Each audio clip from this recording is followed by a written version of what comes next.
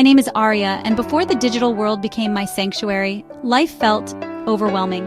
I was in my mid-30s, working a demanding job that paid the bills but drained my soul. The chaos of reality wasn't a single dramatic event, but rather a persistent hum of anxiety, struggling with student loan debt, navigating complicated family dynamics that left me feeling isolated, and the quiet fear that I wasn't truly living, just surviving. Social interactions in the physical world often felt awkward and performative. I struggled to connect authentically, always feeling like I was saying the wrong thing or didn't quite fit in. That's when I discovered the virtual world. It wasn't just a hobby, it became a refuge, a place where I could shed the anxieties of my real life and step into a space where connection felt effortless and identity felt fluid. My virtual haven wasn't confined to just one platform. It was a tapestry woven from various threads.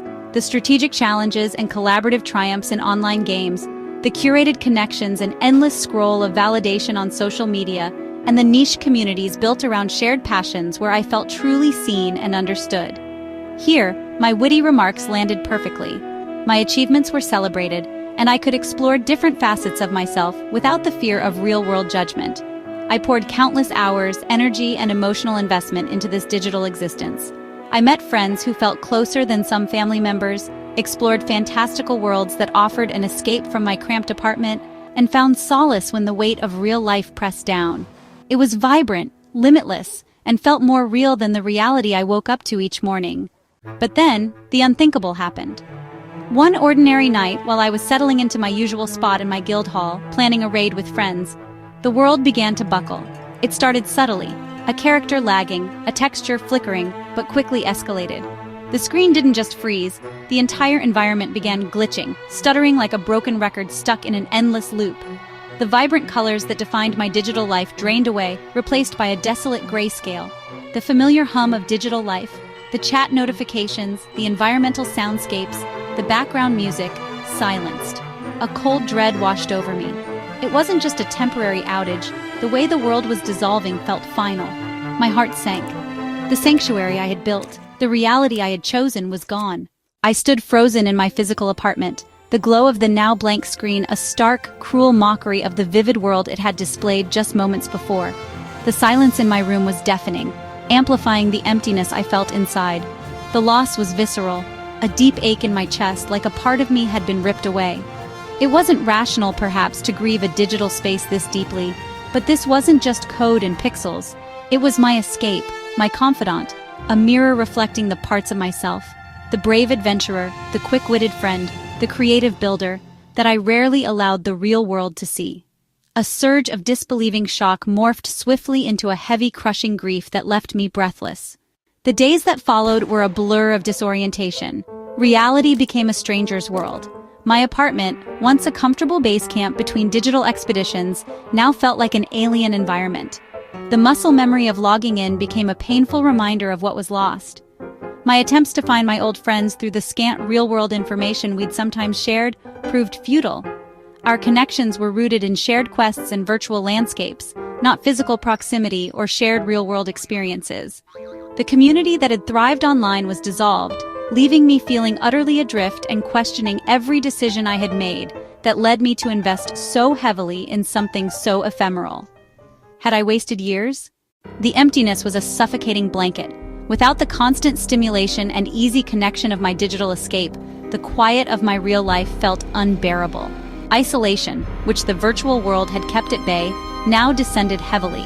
An anxiety I hadn't felt in years resurfaced, sharp and relentless about what lay ahead. How was I supposed to navigate this unfamiliar and unwelcome world without my usual coping mechanism? I had always relied on the virtual world for comfort, for validation, for a sense of purpose. Now, the raw, unfiltered weight of real life pressed in, relentless and unforgiving. Depression crept into the corners of my mind, shadowing my thoughts with crippling doubts about my ability to adapt to a life stripped of its digital scaffolding. Getting out of bed felt like a monumental task. Self-care became a concept I could barely grasp, let alone practice. I would stare at my reflection and question whether I could ever feel whole again, like the fractured pieces could ever be put back together. Desperate not to lose myself entirely to the despair, I knew I had to force myself back into the physical world. It was terrifying. I tried to fill the void the virtual world had left. I tentatively joined local groups, exploring interests I hadn't touched since childhood. The initial moments were fraught with awkwardness. Navigating the complexities of real people felt clumsy and exposed compared to the simplified interactions online. Yet, slowly, tentatively, these efforts began to bear fruit. I joined a local writing group, expecting little, but finding an unexpected passion for storytelling that had been dormant for decades.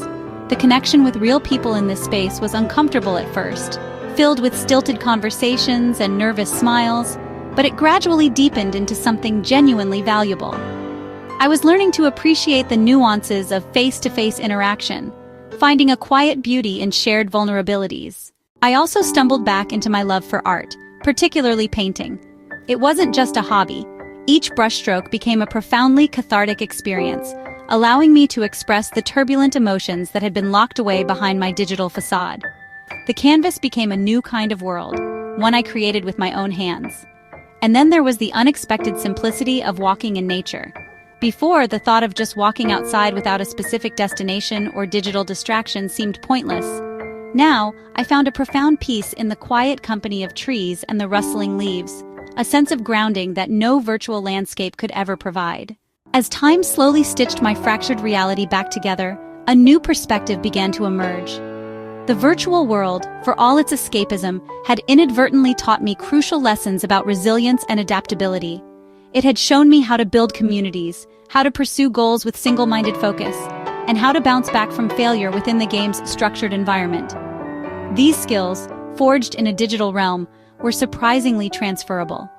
It became clear that while my specific virtual escape was gone, the need for connection and meaningful experiences wasn't. The people and experiences I sought could be found elsewhere, just in a different form. Real relationships, though undeniably harder to foster and maintain than adding a friend request, were deeper and more transformative. They required presence, vulnerability, and navigating complex emotions, but the rewards felt infinitely more substantial. This realization led me to find a new kind of purpose, helping others navigate their own digital losses. I started sharing my story online, cautiously at first, and was surprised by the responses. I became a mentor to a young woman going through a similar upheaval after the shutdown of a different online community. Sharing the insights I had learned along the way, the importance of acknowledging grief, the difficulty but necessity of re-engaging with reality, the unexpected places where healing could be found, was unexpectedly and profoundly rewarding. It helped me realize that my struggles weren't merely personal suffering. They had yielded hard-won wisdom that could genuinely benefit someone else. One day, while looking for resources to share with the young woman I was mentoring, I stumbled upon an online support group dedicated to helping people transition after the loss of significant online communities or virtual worlds. As I read through the posts, sharing stories of their own virtual journeys and the subsequent struggles and discoveries, I noticed a pattern. Many spoke not just of loss and rebuilding, but of how their digital experiences and the subsequent difficult transition had led them to unforeseen breakthroughs and opportunities in their real lives. They talked about skills they didn't know they had, connections they made through their online grief that translated offline, or newfound courage to face real-world problems they had previously avoided. Then the twist solidified for me. I realized the chaos of reality I had initially fled wasn't just vague anxiety. It was a specific, suffocating professional problem I felt completely ill-equipped to handle. A toxic work environment where my contributions were minimized and my ideas ignored, leaving me feeling powerless and trapped. I had escaped into the virtual world because I felt I had no agency in my real job. But the resilience, the community-building skills, the problem-solving I'd honed online, and crucially the sheer grit it took to rebuild my life after losing my sanctuary, these had fundamentally changed me. I hadn't just found new hobbies or deeper connections. I had forged an inner strength I didn't know I possessed. Reading the stories in the support group made me see that the same determination I'd used to master complex game mechanics and build relationships across continents could be applied to navigating workplace politics or advocating for myself. My virtual journey hadn't just been an escape. It had been an unintentional training ground. This was the twist I hadn't seen coming. The very thing I used to run away had unknowingly prepared me to finally face the thing I was running from. This realization struck me as both incredibly humbling and deeply empowering. My virtual world might have been gone, but the skills, the connections, and the growth it had enabled were not tied to a server. They were etched into me. They hadn't vanished, they had transformed. I saw clearly now that my digital experiences had fostered a resilience and a self-awareness that allowed me to approach my real-world problems not with dread, but with a newfound sense of agency. My understanding of authenticity had also deepened. I learned that trying to be someone else online was less fulfilling than daring to be myself, flaws and all, in real life. And so, I found that while my digital haven was, in a sense, irreplaceable in its specific form, the challenging journey it ultimately led me on was even more meaningful. The world outside, which had initially felt daunting and hostile, began to reveal itself as a vast canvas of possibilities. I wasn't just grudgingly rebuilding my life after a loss, I was actively, purposefully creating a new narrative. This narrative wasn't defined by escape, it was built on facing challenges, fostering real connections, and discovering the raw, unfiltered beauty of reality, including the difficult parts I had tried to avoid. I returned to my job, but this time armed with newfound courage and resilience. I began setting boundaries, speaking up for my ideas, and eventually seeking out opportunities where my true skills were valued. The screen in front of me sometimes still flickered, a quiet reminder of the world I had lost. But as I looked around my physical space, at the half-finished painting on the easel, the books from my writing group, the sturdy walking shoes by the door, and thought of the real friends I had made, I realized that the real world, with all its unpredictable complexities and messy challenges, was where I truly belonged. And in that profound moment, I knew with absolute certainty that I was exactly where I needed to be, not despite the loss of my virtual world, but in many ways, because of it. It was a testament to resilience, to unexpected growth, and to the enduring strength of the human spirit. The virtual world may have crumbled, but in the end, it had never truly defined me. It had merely been a difficult, unexpected stepping stone on a much larger journey. A journey that didn't lead me back to where I started, but forward, home, to myself, to deep, real connections, and to a life richer, more authentic, and more meaningful than I could have ever imagined. If you enjoyed this video, please like and subscribe so we can grow the channel. Thank you.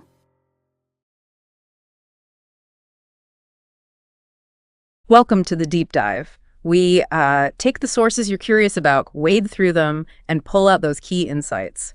Just for you, the learner. Yeah, it's someone who wants to grasp things deeply, but, quickly get those aha moments without feeling totally overwhelmed. Exactly. And today's mission, we're looking at the profound impact of losing a virtual world suddenly. We're diving into Arya's real-world journey. It's her personal account, so it's firsthand. It details what happened when this digital space vanished, and, well, the consequences in her real life were pretty surprising. It really makes you think, doesn't it? Yeah. Have you ever felt, more yourself or maybe more capable online than in regular life? Mm-hmm. Arya's story explores exactly that. What happens when that world just disappears? The fallout is very real. Okay, let's get into it.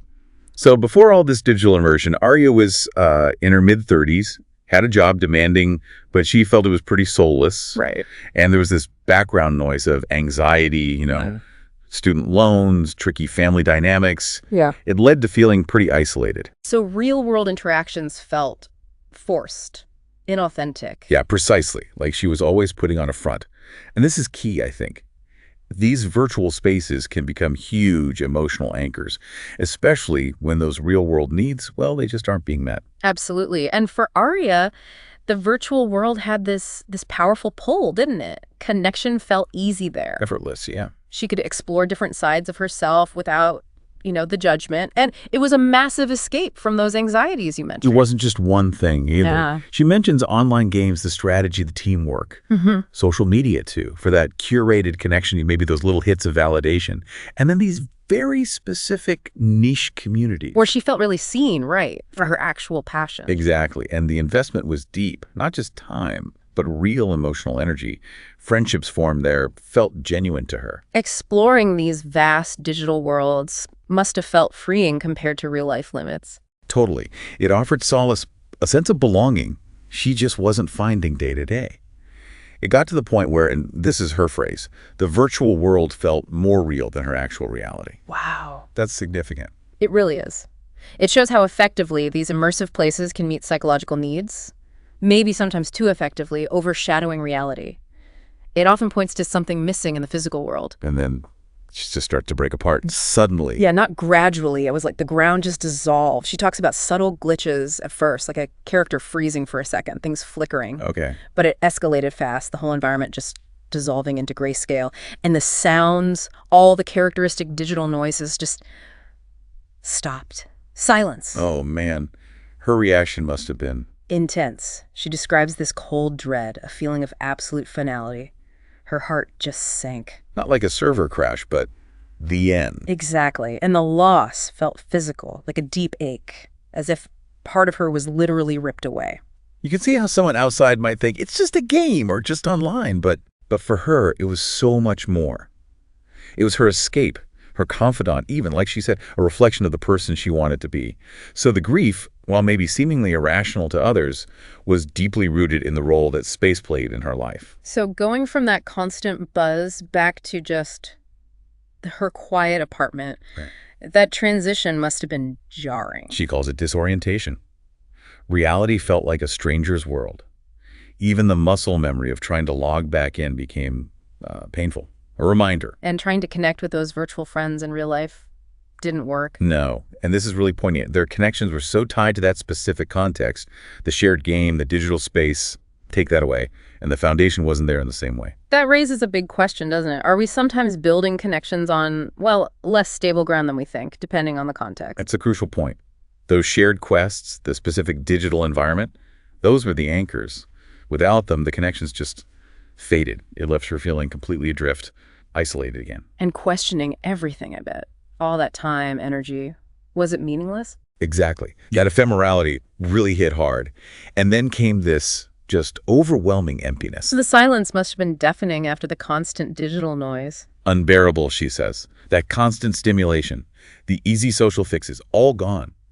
And the isolation she'd originally fled to the virtual world to escape, it came rushing back. Along with the anxiety. Sharper this time. Anxiety about the future, about how to even navigate the real world without her main coping tool. Because that virtual world had become everything: comfort, validation, purpose. Very much, yeah. And without it, she was left with the raw, unfiltered weight of real life, which understandably led to a real downturn. Depression set in. Crippling doubts, difficulty functioning. Yeah, struggling to get out of bed, neglecting basic self-care. It was a dark period. But crucially, she didn't stay there. She made a choice. She did. A conscious decision. And you have to imagine how terrifying it was to force herself back into the physical world. Tentative steps at first. Like joining local groups, trying old hobbies. Exactly. Rediscovering things she'd let go. And she notes how awkward real-world interactions felt initially compared to the, relative safety of online chat. But things started to shift slowly. Yeah, that's the compelling part. Slowly, things started clicking. A writing group, surprisingly, ignited this passion she didn't know she had. And those awkward real-world interactions, they started to deepen, became real connections built on shared, tangible experiences, not just pixels. And she rediscovered painting, too. Right. Is a cathartic outlet. And just walking in nature, finding a kind of peace and grounding there that the virtual world, for all its wonders, couldn't actually provide. Small steps, but they were building a new foundation. And it's here she starts seeing value in the virtual time, even though it ended badly. Sort of unexpectedly, yeah. She begins to see transferable skills. Things she learned or practiced online actually applied to real life. Like what specifically? Things like building communities, she did that online. Pursuing goals with focus, like in complex games. Even resilience, bouncing back from failure within the game. Huh. So it wasn't all meaningless escapism. Not entirely. It shows that the human stuff, interacting, problem-solving, persistence, often carries over, regardless of the platform, digital or physical. And she realized the need for connection, for meaning, that could be met in the real world, too. Right. It wasn't exclusive to online, though, she acknowledges, building real-world relationships took more work, more vulnerability. But the payoff was bigger, deeper. Far more profound, yeah. It highlighted the contrast between the sometimes superficial ease of online connection and the lasting impact of genuine, tangible human bonds. This change in perspective then led her to share her story. It did. A new sense of purpose emerged. She started sharing online, cautiously at first, and was surprised by the empathetic responses. people related. And she even mentored someone going through something similar. Yeah, and that act of helping others, of sharing her insights, that's where she really started to find meaning and kind of validation in her own tough journey. Which then led her to find that support group. Exactly. Serendipitously almost. Through trying to help others, she found this online group, specifically for people dealing with virtual world loss. And reading their stories, she saw a pattern. A distinct pattern. It wasn't just loss and rebuilding. It was also about these unexpected breakthroughs, positive changes, new opportunities popping up in their real lives because of the loss. And for Aria, this clicked with her work life. Bingo. That vague chaos of reality she'd been running from. She suddenly saw it clearly. It was a specific toxic work environment, a place where she felt totally powerless and undervalued. Okay, so it wasn't all of reality. It was that part of it. Precisely. And she realized that the skills she'd built, community building, problem solving, sheer grit from the games, plus the resilience gained from the loss itself, had fundamentally changed her. She'd been training for this without even knowing it. That's the unintentional training ground idea. The virtual escape had, weirdly, equipped her to face the very real-world problems she'd been avoiding. So mastering game mechanics translates to navigating office politics. In a way, yes. Or building online alliances translates to advocating for yourself. The skills were transferable. The growth wasn't tied to the server. It was internal. That's the real twist, isn't it? It absolutely is. She developed this sense of agency, this belief that she could tackle real-world stuff. And her understanding of authenticity deepened. She started being more herself, flaws and all, in real life. So it wasn't just about rebuilding what was lost. It was about creating something new. Exactly. A new narrative. Shifting from grudgingly coping to actively creating a life focused on facing challenges, building real connections. And she went back to that job. She did, but differently. With courage, setting boundaries, speaking up, and eventually looking for and finding opportunities that actually aligned with her newfound sense of self-worth. Wow. Quite a journey. It really is. And she says, the memory of that blank screen, the lost world, it might flicker sometimes. A reminder. But it's different now. Very different. It's contrasted with this genuine appreciation for her real life. Now, the painting, the writing group, nature, her actual friends, she found belonging not despite the loss, but maybe because of it. The virtual world was a difficult but necessary step. A transformative stepping stone, yeah.